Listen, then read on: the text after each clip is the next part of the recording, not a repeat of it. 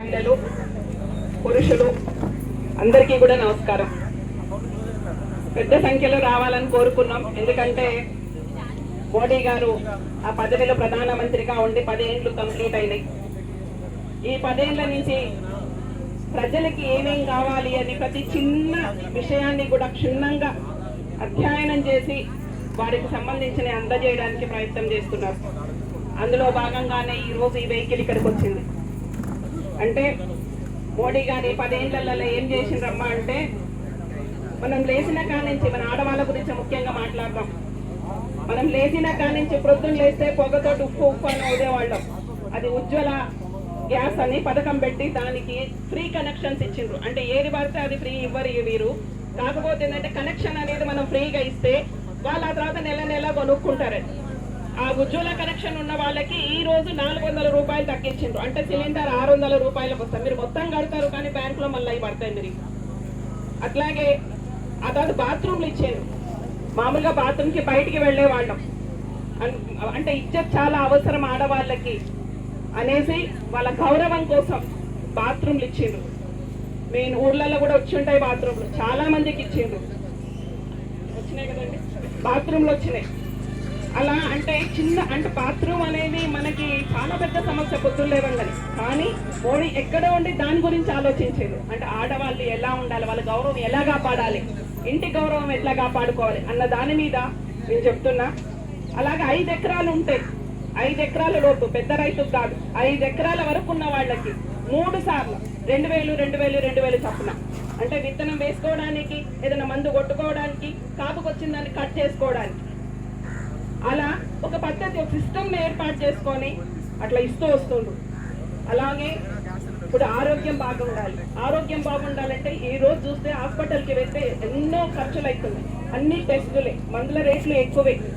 ఈ రోజు తక్కువ ధరకు నల్గొండలో కూడా ఉంది, తక్కువ ధరకు ఔషధ కేంద్రాలు ఏర్పాటు చేసింది. అందులో బయట రూపాయి ఉంటే అందులో 50-60 పైసలే ఉంటాయి. అట్లా మనం వాటిని వాడుకోవాలి. అవి ఏమున్నాయి, సెంట్రల్ గవర్నమెంట్ ఏమి ఇస్తుందో కూడా కొంతమందికి ఏం తెలియట్లేదు. రేషన్ ఇప్పుడు కరోనా టైంలో స్టార్ట్ అయింది మోడీ గారు రేషన్. మీకు తెలుసు కదా, అందరికీ వస్తుంది అనుకుంటా రేషన్. అది మొత్తం మోడీ గారే ఇస్తుంది. అంటే 30 రూపాయల కిలో బియ్యం ఉంటే 29 రూపాయలు 28 రూపాయల దాకా మోడీ గారే ఇస్తారు. 2 రూపాయలు 1 రూపాయి మాత్రమే స్టేట్ గవర్నమెంట్ ఇస్తారు. మీకు కరోనా టైంలో ఫ్రీ వ్యాక్సినేషన్ ఇచ్చిండు. అంటే ఇలాంటివి మన బాగు కోరుతున్న మనిషి ఒకరు ఉన్నారు దేశంలో. ఇంటి పెద్ద మంచిగా ఉంటే ఇల్లు బాగుంటది. అట్లాగే మన దేశ ప్రధాని మంచిగా ఉంటే మన దేశం బాగుంటది. ఈ రోజు మోడీ గారి దయ వలన మనం బాగుపడటమే కాదు, మన బార్డర్ లో ఉన్న మన పోలీస్ వ్యవస్థ, ఆర్మీ వ్యవస్థ వాళ్ళకు కూడా ఎంతో సహాయం చేస్తున్నారు. వాళ్ళ ఏదైనా కష్టం ఉంది అంటే ఇమ్మీడియట్ గా డిసిషన్ తీసుకుంటున్నారు. ఈ రోజు ప్రపంచంలోనే మన దేశం ఒక అగ్రగామిగా ఉంది. 2047 సంవత్సరానికి మనం అభివృద్ధి చెందిన దేశంగా గుర్తించాలని మోడీ గారు తాపత్రయపడుతున్నారు. ఈ రోజు ఇప్పటికీ అభివృద్ధి చెందుతున్న దేశమే. కొన్ని ఏళ్ళ బట్టి ఇదే మాట వింటున్నాం. బట్ ఎప్పుడు చెందాలి, అభివృద్ధి చెందాలి అంటే టైం పడుతుంది. అందుకే ఇలాంటి జీరో బ్యాలెన్స్ అకౌంట్స్, ఏ పైసా పెట్టకుండా బ్యాంకులో అకౌంట్ ఓపెన్ చేసినాం. అవునా, అది ఉండడం వల్ల ఈ రోజు మోడీ గారు ఎక్కడో ఉన్న మధ్య వాళ్ళు ఎవరు ఏం తినకుండా డైరెక్ట్ గా అకౌంట్ లో పడుతున్నాయి.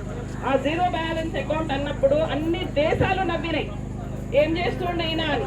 కానీ ఈ రోజు దాని అవసరం చూడండి. మనకి ఏదో చిన్న ఉల్లిగడ్డలు కొనాలంటే, ఒక కూరగాయ కొనాలంటే కూడా పేమెంట్ ఏం చేస్తున్నాం, డిజిటల్ పేమెంట్ చేస్తున్నాం. డిజిటల్ పేమెంట్ ఫోన్ తీసుకెళ్లి జస్ట్ ఇట్లా పెట్టి డబ్బులు వెళ్ళిపోతుంది.